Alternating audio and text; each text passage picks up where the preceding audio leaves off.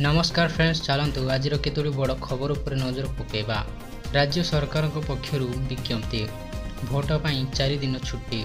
ओडिशा रे 4टी पर्याय रे साधारण निर्वाचन हेबो। एही 4टी पर्याय निर्वाचन समय रे बैंक और कोर्ट समस्त सरकारी ऑफिस बंद रहिबो। एने बुधवार राजस्व और विपर्यय परिचालना विभाग पक्षर निर्देशनामा जारी होईछि। आसंता मे 13 तारिख रे कलाहांडी, नवरंगपुर, ब्रह्मपुर और कोरापुट रे प्रथम पर्याय निर्वाचन हेबो। सेहीपरि मे 20 तारिख रे बरगढ़, सुंदरगढ़, बलांगीर, कंधमाड़ एवं आस्का रे भोट दियाजिबो एवं मे 25 तारिख तृतीय पर्याय रे संबलपुर, केन्दुझर, ढेंकानाल, कटक, पुरी, भुवनेश्वर एवं जून 1 तारिख रे चतुर्थ पर्याय रे मयूरभंज, बालेश्वर, भद्रक, जाजपुर, केन्द्रापड़ा और जगतसिंहपुर रे निर्वाचन हेबो। विभिन्न पर्याय रे जेउ स्थान रे मतदान हेबो सेही स्थान रे थिबा समस्त सरकारी ऑफिस बंद रहिबो। परवर्ती अपडेट रहउछि विश्वव्यापी व्हाट्सएप, इंस्टाग्राम डाउन हेबा नै सामना को आछि। बुधवार विलंबित राति रे विश्वव्यापी यूजर माने व्हाट्सएप मेसेज पठाइबारे असुविधार सम्मुखीन हेउथिला बेले इंस्टाग्राम रे फीड अपडेट करि पारु नाहंती। प्लेटफॉर्म इंस्टाग्राम रे को आउटेज रिपोर्ट देखा जाइछि। सेहीपरि व्हाट्सएप मध्य डाउन ट्रेंडिंग करिबा देखिबाकु मिलिछि। एकाधिक उपभोक्ता आप व्यवहार करिबारे समस्यार सम्मुखीन हेउछन्ति। इंस्टाग्राम सहित व्हाट्सएप रे अघटन प्राय 11टा बाजी 20 मिनिट रे समस्या आरंभ होइथिला, जहा डाउन डेक्टर रे 1800 रु अधिक रिपोर्ट पंजीकृत करिछि बोली तथ्य रहउछि। परवर्ती अपडेट रहउछि पूजा समय रे मुंडरे नड़िया भांगिबा भक्तों को महंगा पड़िला। हिंदू परंपरा अनुसायी मंदिर को भक्त माने पूजा करने को जीवा समय रे दीप, धूप, फूल, चंदन, नड़िया सहित विभिन्न प्रकार फल आदि भोग करने पाई नहीं जाई थांती। निकटरे जड़े भक्तंकर एक वीडियो सोशल मीडिया रे भाइराल हेबारे लागिछि। एही वीडियोटी दक्षिण भारतर बोली कुहा जाउछि। भाइराल होइथिबा वीडियो रे देखिबाकु मिलुछि जड़े भक्त मथारे चंदन लगाई मंदिर को पूजा पाई नड़िया नहीं आसुछंती। पूजा चलुथिबा समय रे से निज मथारे नड़िया फटाइबारे चेष्टा करुछंती। एथिरे से सफल भी हेउछंती। अर्थात भक्त जनक मुंडरे नड़िया को अति सुंदर भावे 2 फाड़ करी फटाई देइछंती, किंतु एहार किछि समय परे से अचेत होई पड़ी जाइछंती। तेबे घटनास्थल रे उपस्थित थिबा अन्य भक्त माने संगे संगे तांको उद्धार करी चिकित्सा पाई हॉस्पिटल रे भर्ती करिथिले। डाक्तर तांकर चिकित्सा जारी रखिथिबा बेले एबे तांकर स्वास्थ्य अवस्था किपरि अछि से नै किछि स्पष्ट सूचना मिली पारि नाही। भक्त जनक नड़िया को एपरि भावे मुंडरे काहेकि फटाइले ताहा एपर्यंत जଣା पड़ी नाही। परवर्ती अपडेट रहउछि राज्य सरकार सिविल सर्विस परीक्षा पाई मागणा कोचिंग देउछंती। 200 मनोनीत छात्र छात्री को एही कोचिंग दिया जाउछि। एथिपाई प्री क्वालिफाई प्रवेशिका परीक्षा होई थाए। 2024-25 शिक्षा वर्ष पाई एही परीक्षा निमंते मंगलवार आवेदन शेष होईछि। प्राय 6000 रु ऊर्ध्व छात्र छात्री एथिपाई आवेदन करिसंती। 29 तारिख रे साम्स एवं एसएसबी वेबसाइट रे एडमिट कार्ड उपलब्ध हेबो। मे 5 तारिख रे प्री क्वालिफाई प्रवेशिका परीक्षा अनुष्ठित हेबो। जून रो कोचिंग आरंभ करिया पई उच्च शिक्षा विभाग योजना रखिछि। सूचना योग्य यूपीएससी सिविल सर्विस परीक्षा पई सरकार 11 मासर मागणा रेसिडेंशियल कोचिंग प्रदान करुछंती। सरकार खाइबा सह रहणी पई मध्य टंका देई थांती। प्रति मासरे छात्र छात्री 90% उपस्थान बाध्यतामूलक रही। परवर्ती अपडेट रहउछि बदलिला सकाळुआ स्कूल समय। नयागढ़ जिले में खरार प्रकोप वृद्धि पाउथिबारु जिलापाल स्वधादेव सिंह बुधवार सकाळुआ स्कूल समयर परिवर्तन आनिछंती, जहा एप्रिल 4 अर्थात गुरुवार ठारू सकाळ 6:30 पूर्वाह्न 10:30 पर्यंत पाठपढ़ा करने को जिलापाल निर्देश देइछंती। एने जिलापाल प्रशासन पक्षरु चिठी प्रकाश पाइछि। पूर्वर स्कूल सकाळ 7टारू पूर्वाह्न 11:30 पर्यंत चलुथिला। एने जिला शिक्षा अधिकारी राजश्री पट्टनायक कहते ଜିଲ୍ଲାରେ ଖରାର ପ୍ରକୋପ ବଢ଼ୁଥିବାରୁ ଜିଲ୍ଲାପାଳଙ୍କ ନିର୍ଦ୍ଦେଶ ଅନୁସାରେ ଗୁରୁବାର ଠାରୁ ସକାଳ 6:30ଟାରୁ ପୂର୍ବାହ୍ନ 10:30 ପର୍ଯ୍ୟନ୍ତ ପାଠପଢ଼ା କରିବାକୁ ନିର୍ଦ୍ଦେଶ ଦିଆଯାଇଛି। ପରବର୍ତ୍ତୀ ଅପଡେଟ୍ ରହୁଛି, ସେହିପରି ସମ୍ବଲପୁର ଜିଲ୍ଲା ପ୍ରଶାସନ ମଧ୍ୟ ଜିଲ୍ଲାର ସମସ୍ତ ସ୍କୁଲ ଟାଇମିଂରେ ବଦଳାଇ ଦେଇଛନ୍ତି। ଏଣିକି ସକାଳ 6:30ରୁ 10:30 ପର୍ଯ୍ୟନ୍ତ ପାଠପଢ଼ା ହେବ। ଏହାପରେ ପିଲାମାନଙ୍କୁ ସ୍କୁଲରୁ ଛାଡ଼ି ଦିଆଯିବ। ରାଜ୍ୟରେ ଜାରି ରହିଥିବା ହିଟ୍ ୱେଭ୍କୁ ନେଇ ଏଭଳି ଏକ ନିର୍ଦ୍ଦେଶନାମା ଜାରି କରିଛନ୍ତି ଜିଲ୍ଲାପାଳ। ଏହା ବ୍ୟତୀତ ଶ୍ରମିକମାନଙ୍କ କାର୍ଯ୍ୟ କରିବା ଉପରେ ମଧ୍ୟ କଟକଣା ଜାରି ହୋଇଛି, ଯାହା ଦିନ 11ଟାରୁ 3:30 ପର୍ଯ୍ୟନ୍ତ ଶ୍ରମିକ କାମ କରିପାରିବେ ନାହିଁ। ଏହା ବ୍ୟତୀତ ହସ୍ପିଟାଲଗୁଡ଼ିକରେ ଅଂଶୁଘାତ ୱାର୍ଡ ଖୋଲିବା ପାଇଁ ମଧ୍ୟ ନିର୍ଦ୍ଦେଶ ଦିଆଯାଇଛି। ଏନେଇ ତହସିଲଦାର, ସିଡିଏମ୍ଓ, ବିଡିଓ ଏବଂ ଡିଇଓ ଏନେଇ ଜିଲ୍ଲାପାଳ ନିର୍ଦ୍ଦେଶନାମା ଜାରି କରିଛନ୍ତି। ପରବର୍ତ୍ତୀ ଅପଡେଟ୍ ରହୁଛି, ପ୍ରଥମ ଲିଭର ଟ୍ରାନ୍ସପ୍ଲାଣ୍ଟ ଇତିହାସ ରଚିଲା ଏସ୍ସିବି ମେଡିକାଲ। କଟକ ଏସ୍ସିବି ମେଡିକାଲରେ ଲିଭର ଟ୍ରାନ୍ସପ୍ଲାଣ୍ଟ ନେଇ ଦୀର୍ଘ 11 ବର୍ଷ ପରେ ଏସ୍ସିବି ମେଡିକାଲର ଟ୍ରମା ବିଲ୍ଡିଂର ସ୍ୱତନ୍ତ୍ର ମଡ୍ୟୁଲାର ଉଟିରେ ଯକୃତ ପ୍ରତିରୋପଣ ଅପରେସନ ହୋଇଛି। କଟକ ତିଗିରିଆ ଅଞ୍ଚଳର ଜଣେ ପୁରୁଷଙ୍କଠାରେ ତାଙ୍କର ସ୍ତ୍ରୀଙ୍କଠାରୁ ଲିଭର ଟ୍ରାନ୍ସପ୍ଲାଣ୍ଟ କରାଯାଇଛି। Asian Institute of Gastroenterology AIG Hyderabad ସହ ଏସ୍ସିବିର ଏନେଇ ଚୁକ୍ତି ହୋଇଥିଲା। ଏଆଇଜିର ଏକ 9 ଜଣିଆ ଡାକ୍ତରୀ ଟିମ୍ ସହ ଏସ୍ସିବି ମେଡିକାଲର ବିଶେଷଜ୍ଞ ଡାକ୍ତରମାନେ ମିଳିତ ଭାବେ ଏହି ପ୍ରତିରୋପଣ ଅପରେସନ କରିଛନ୍ତି। ଏଆଇଜି ହାଇଦ୍ରାବାଦର ନିର୍ଦ୍ଦେଶକ ଡାକ୍ତର ପି ବାଲଚନ୍ଦ୍ରଙ୍କ ନେତୃତ୍ୱରେ ଏକ 9 ଜଣିଆ ଡାକ୍ତରୀ ଟିମ୍ ଆଜି ସକାଳେ ଏସ୍ସିବି ଆସି ପହଞ୍ଚିଲା ପରେ ଏହି ଟ୍ରାନ୍ସପ୍ଲାଣ୍ଟ କରାଯାଇଥିଲା। ସକାଳ 8ଟାରୁ ଦିନ 4ଟା ପର୍ଯ୍ୟନ୍ତ ଦୀର୍ଘ 8 ଘଣ୍ଟା ଧରି ଏହି ଅପରେସନ ଚାଲିଥିଲା। ଏବେ ଏହି ଦମ୍ପତିଙ୍କ ଅବସ୍ଥା ସ୍ଥିର ରହିଛି ବୋଲି କହିଛନ୍ତି ଏସ୍ସିବି ଅଧୀକ୍ଷକ। ପୂର୍ବରୁ ଅନେକ ରେକର୍ଡ ଅଧିକାରୀ ହୋଇଛି ଏସ୍ସିବି।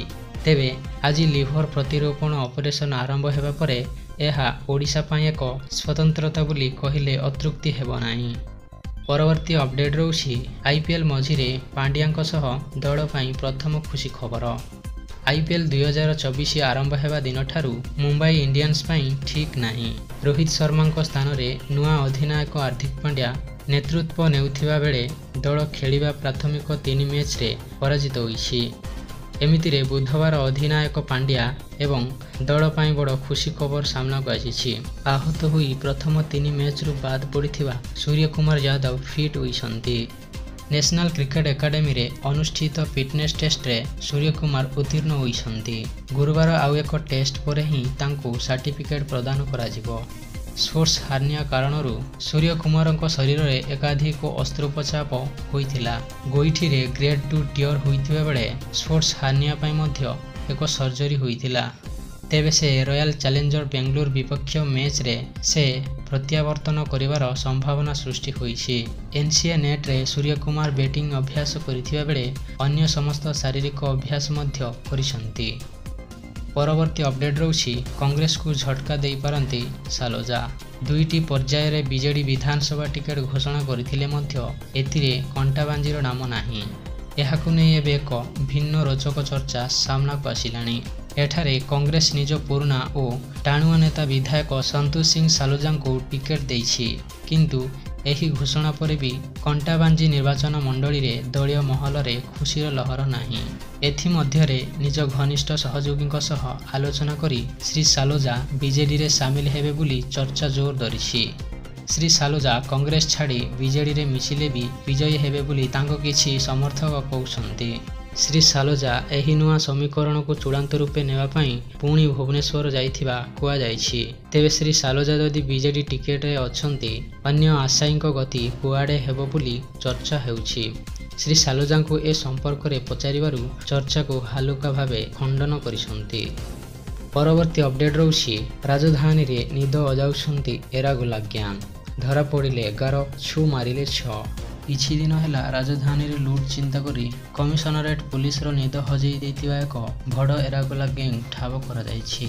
ପୁରା ରାଜଧାନୀରେ ବିଭିନ୍ନ ଥାନା ଅଞ୍ଚଳରେ ପାଖାପାଖି 30ରୁ ଅଧିକ ଲୁଟ୍ପାଟ କରିଥିବା ଏହି 17 ଜଣିଆ ଗ୍ୟାଙ୍ଗର 11 ସଦସ୍ୟଙ୍କୁ ପୁଲିସ ବାନ୍ଧିବାରେ ସଫଳ ହୋଇଥିବା ବେଳେ 6 ଜଣ ଚମ୍ପଟ ମାରିଛନ୍ତି। ଫେରାର ହୋଇଥିବା 6 ଜଣ ଆନ୍ଧ୍ରପ୍ରଦେଶର ବୋଲି ଜଣାପଡ଼ିଛି। ଆଜି କୋର୍ଟ ଚାଲାଣ ହୋଇଥିବା 11 ଜଣ ହେଲେ ଗଞ୍ଜାମ ଜିଲ୍ଲା ଆସ୍କା ଅଞ୍ଚଳର ବିନୋଦ ଦାସ 22 ବର୍ଷ, ଅନିଲ ଦାସ 19 ବର୍ଷ, ଏମ୍ ରାଜା 35 ବର୍ଷ, ଶିବ ଦାସ 23 ବର୍ଷ, ଏ ପ୍ରସାଦ 22 ବର୍ଷ, ଏ ଜୟ 20 ବର୍ଷ, ଏ ଅଶୋକ 20 ବର୍ଷ, ଡି ଶ୍ରୀନିବାସ 22 ବର୍ଷ, ଏନ୍ ରାଜଶେଖର ଆଚାରୀ 36 ବର୍ଷ, ସେହିଭଳି ଗଞ୍ଜାମ କୋଦାର ଅଞ୍ଚଳର ପି ସୁବାସ 25 ବର୍ଷ ଓ ଯାଜପୁର ଜିଲ୍ଲା ଜଖପୁର ଅଞ୍ଚଳର ସମୀର ପ୍ରଧାନ 19 ବର୍ଷ। ସେମାନଙ୍କଠାରୁ ନଗଦ 2.5 ଲକ୍ଷ ଟଙ୍କା, 17ଟି ସୁନା ଚେନ୍, 25 ଗ୍ରାମ ଓଜନର ଅନ୍ୟାନ୍ୟ ସୁନା ଗହଣା, 6 ଚୋରା ବାଇକ୍, 50 ମୋବାଇଲ ଫୋନ୍, ମାରଣାସ୍ତ୍ର, ଜାଲ ପରିଚୟପତ୍ର ଓ ଗାଡ଼ିଟିକି ଭାଙ୍ଗିବାକୁ ବ୍ୟବହାର କରୁଥିବା ଲିଭର ଆଦି ଜବତ କରାଯାଇଛି। ପ୍ରାୟ ଗୋଟିଏ ମାସର କସରତ ପରେ ପୁଲିସ ପଞ୍ଜାରେ ପଡ଼ିଛି ଏହି ଗ୍ୟାଙ୍ଗ। ଆଜି ପୁଲିସ ସେବା ଭବନରେ ଅନୁଷ୍ଠିତ ସାମ୍ବାଦିକ ସମ୍ମିଳନୀରେ ପୁଲିସ କମିଶନରେଟ ସଞ୍ଜୀବ ପଣ୍ଡା ଏହି ଗ୍ୟାଙ୍ଗର ଅପରାଧୀ ଇତିହାସ ଉପରେ ବିବରଣୀ ଦେଇଥିଲେ। ଏହି ଗ୍ୟାଙ୍ଗ ଓଡ଼ିଶା ସମେତ ଆନ୍ଧ୍ରପ୍ରଦେଶ, କର୍ଣ୍ଣାଟକ, ଝାଡ଼ଖଣ୍ଡ, ମହାରାଷ୍ଟ୍ର ଓ ପଶ୍ଚିମବଙ୍ଗ ଆଦି ରାଜ୍ୟରେ ଲୁଟପାଟ କରୁଥିବା ଜଣାପଡ଼ିଛି। ପରବର୍ତ୍ତୀ ଅପଡେଟ୍ ରହୁଛି ଘାଟିରେ ଓଲଟିଲା ବୁଲର, ଯାହାଦ୍ୱାରା କି 2 ଜଣଙ୍କ ମୃତ୍ୟୁ ହୋଇଥିବା ବେଳେ 28 ଆହତ ହୋଇଛନ୍ତି। ସମସ୍ତ ଆହତଙ୍କୁ ଉଦ୍ଧାର କରି ନିକଟସ୍ଥ ମେଡିକାଲରେ ଭର୍ତ୍ତି କରାଯାଇଛି। କୋରାପୁଟ ସୀମାନ୍ତ ଆନ୍ଧ୍ରପ୍ରଦେଶର ପାଡେର ଘାଟିରେ ଏହି ସଡ଼କ ଦୁର୍ଘଟଣା ଘଟିଛି। ଖବର ଅନୁଯାୟୀ ଓଡ଼ିଶାରୁ 30 ଜଣ ଦାଦନ ଶ୍ରମିକ ବିଜୟବାଡ଼ାକୁ ଏକ ବୋଲେରୋରେ ଯାଉଥିଲେ। ଏହି ସମୟରେ କୋରାପୁଟ ସୀମାନ୍ତ ଆନ୍ଧ୍ରପ୍ରଦେଶ ପାଡେର ଘାଟିରେ ବୋଲେରୋଟି ଭାରସାମ୍ୟ ହରାଇ 30 ଫୁଟ ତଳକୁ ଖସି ପଡ଼ିଥିଲା, ଯାହାପରେ ସ୍ଥାନୀୟ ଲୋକେ ତୁରନ୍ତ ଉଦ୍ଧାର କାର୍ଯ୍ୟରେ ଲାଗିଥିଲେ ଆଉ ପୁଲିସ ଏବଂ ଅଗ୍ନିଶମ ବାହିନୀକୁ ଖବର ବି ଦେଇଥିଲେ। ତେବେ ଲୋକଙ୍କୁ ଉଦ୍ଧାର ବେଳେ ଜଣେ ଶ୍ରମିକ ମୃତଦେହ ଠାବ କରାଯାଇଥିଲା। ଏହାପରେ ବାକି 29 ଜଣ ମେଡିକାଲରେ ଭର୍ତ୍ତି କରାଯାଇଥିଲା, ହେଲେ ସେଠାରେ ଆଉ ଜଣଙ୍କ ମୃତ୍ୟୁ ହୋଇଥିଲା। ଏହି ଦୁର୍ଘଟଣାରେ ମୋଟ 2 ଜଣଙ୍କ ମୃତ୍ୟୁ ହୋଇଥିବା ବେଳେ 28 ଜଣ ଆହତ ହୋଇଛନ୍ତି। ମେଡିକାଲରେ ସମସ୍ତ ଆହତଙ୍କ ଚିକିତ୍ସା ଜାରି ରହିଛି। ତେବେ ସମସ୍ତ ଶ୍ରମିକ କୋରାପୁଟ ଜିଲ୍ଲା ପଟାଙ୍ଗୀ ବ୍ଲକ ପାଡାଙ୍ଗୀ ଗାଁର ବୋଲି ଜଣାପଡ଼ିଛି। ପରବର୍ତ୍ତୀ ଅପଡେଟ୍ ରହୁଛି ମୋଦିଙ୍କୁ ଧନ୍ୟବାଦ ଜଣାଇଲେ ତାଇୱାନ ରାଷ୍ଟ୍ରପତି। ବୁଧବାର ତାଇୱାନରେ ଘଟିଥିବା ଭୟଙ୍କର ଭୂମିକମ୍ପରେ 2 ଜଣଙ୍କର ମୃତ୍ୟୁ ଘଟିଛି ଏବଂ ଅନେକ ଅଟ୍ଟାଳିକା ମଧ୍ୟ କ୍ଷତିଗ୍ରସ୍ତ ହୋଇଛନ୍ତି। ଏହା ମଧ୍ୟ ସାମ୍ନାକୁ ଆସିଛି ଯେ ପ୍ରାୟ 70 ଜଣ ଶ୍ରମିକ ଏଠାରେ 2ଟି ଖଣିରେ ପଶି ରହିଛନ୍ତି। ଏହି ସମୟରେ ତାଇୱାନର ଭୂକମ୍ପ ପ୍ରଭାବିତ ଲୋକଙ୍କ ସହ ଭାରତର ପ୍ରଧାନମନ୍ତ୍ରୀ ନରେନ୍ଦ୍ର ମୋଦି ଏକତା ପ୍ରକାଶ କରିଛନ୍ତି। ତାଇୱାନ ରାଷ୍ଟ୍ରପତି ତାଇ ଇଙ୍ଗ ୱେନ୍ ଚ୍ୟାଲେଞ୍ଜିଂ ଏହି ସମୟରେ ଭାରତ ଆମକୁ ସମର୍ଥନ କରିଥିବାରୁ ପ୍ରଧାନମନ୍ତ୍ରୀ ମୋଦିଙ୍କୁ ଧନ୍ୟବାଦ ଜଣାଇଛନ୍ତି।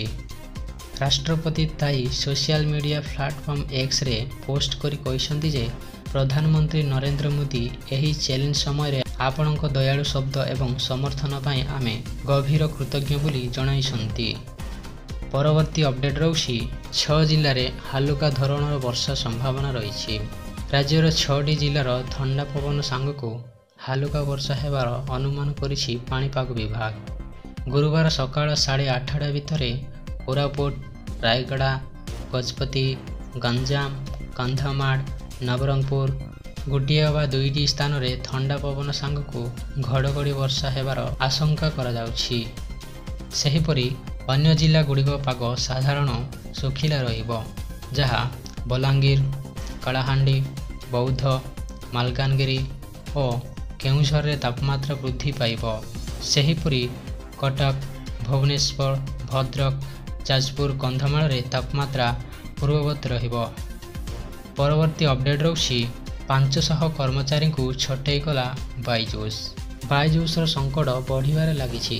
କମ୍ପାନୀ ପ୍ରାୟ 500 କର୍ମଚାରୀଙ୍କୁ ଛଟେଇ କରିଛି। ସେମାନଙ୍କ ମଧ୍ୟରେ ଅଧିକାଂଶ ଟ୍ୟୁସନ ଏବଂ ମାର୍କେଟିଂ କ୍ଷେତ୍ରରେ କର୍ମଚାରୀ ବୋଲି ଏକ ସୂତ୍ରରୁ ଜଣାଯାଇଛି। ଟ୍ୟୁସନ ସେଣ୍ଟର ସହ ଜଡ଼ିତ ସର୍ବାଧିକ ପ୍ରାୟ 240 କର୍ମଚାରୀ ଛଟେଇ ହୋଇଛନ୍ତି। ଛଟେଇ ହୋଇଥିବା ଅନ୍ୟ କର୍ମଚାରୀମାନେ K10 ଏବଂ ପରୀକ୍ଷା ପ୍ରସ୍ତୁତି ଆଦି ଭଳି ଶାଖାରେ କାର୍ଯ୍ୟରତ ଥିଲେ। ଆର୍ଥିକ ସଙ୍କଟ କାରଣରୁ ଗତ 8 ସପ୍ତାହ ମଧ୍ୟରେ ଖରାପ ପ୍ରଦର୍ଶନ କରିଥିବା କର୍ମଚାରୀମାନଙ୍କୁ ବିଦା କରାଯାଇଛି। କୌଣସି ନୋଟିସ୍ ନ ଦେଇ କିମ୍ବା ଦକ୍ଷତା ବୃଦ୍ଧି ଯୋଜନାରେ ରଖା ନଯାଇ ସେମାନଙ୍କୁ କାଢ଼ି ଦିଆଯାଇଛି। ପରବର୍ତ୍ତୀ ଅପଡେଟ୍ ରହୁଛି ବିଜେପିରେ ସାମିଲ ହେଲେ ଦୁଇ ବରିଷ୍ଠ ଡାକ୍ତର। ପଦ୍ମ ଧରିଲେ ଡାକ୍ତର ପ୍ରଶାନ୍ତ କୁମାର ମିଶ୍ର ଓ ଡାକ୍ତର ପ୍ରତାପ ପାଣି। ରାଜ୍ୟ ବିଜେପି କାର୍ଯ୍ୟାଳୟରେ ଆୟୋଜିତ ମିଶ୍ରଣ ପର୍ବରେ ରାଜ୍ୟ ସଭାପତି ମନମୋହନ ସାମଲ ଓ ପୂର୍ବତନ ସଭାପତି ସମୀର ମହାନ୍ତିଙ୍କ ଉପସ୍ଥିତିରେ ବିଜେପିରେ ମିଶିଲେ ଡାକ୍ତର ପ୍ରଶାନ୍ତ କୁମାର ମିଶ୍ର ଓ ଡାକ୍ତର ପ୍ରତାପ ପାଣି। ପ୍ରଶାନ୍ତ ମିଶ୍ର ଏମ୍ସରେ ନିଜର କାର୍ଯ୍ୟକାଳ ସମୟରେ ଲୋକଙ୍କୁ ସେବା ଯୋଗାଇଛନ୍ତି। ବିଜୁ ପଟ୍ଟନାୟକ ନନ୍ଦିନୀ ଶତପଥୀ ଓ ଜାନକୀ ବଲ୍ଲଭ ପଟ୍ଟନାୟକଙ୍କ ସହ କାମ କରିଥିବା କହିଛନ୍ତି ଡାକ୍ତର ପ୍ରଶାନ୍ତ ମିଶ୍ର। ସେହିପରି ଡାକ୍ତର ପ୍ରତାପ ପାଣି ପୂର୍ବରୁ ବିଜେପିରେ ଥିଲେ, ଏବେ ପଦ୍ମ ଧରିଛନ୍ତି। ସ୍ୱାସ୍ଥ୍ୟ ବ୍ୟବସ୍ଥାର ବିକାଶ ସହ ସେବା ରାଜନୀତି ପାଇଁ ବିଜେପିରେ ଯୋଗ ଦେଇଥିବା କହିଛନ୍ତି ଡାକ୍ତର ପ୍ରତାପ ପାଣି। ପରବର୍ତ୍ତୀ ଅପଡେଟ୍ ରହୁଛି ଦଳ ଦେଲାନି ଟିକେଟ୍, ବିଜେଡି ଛାଡ଼ିଲେ ପୂର୍ବତନ ବାଚସ୍ପତି।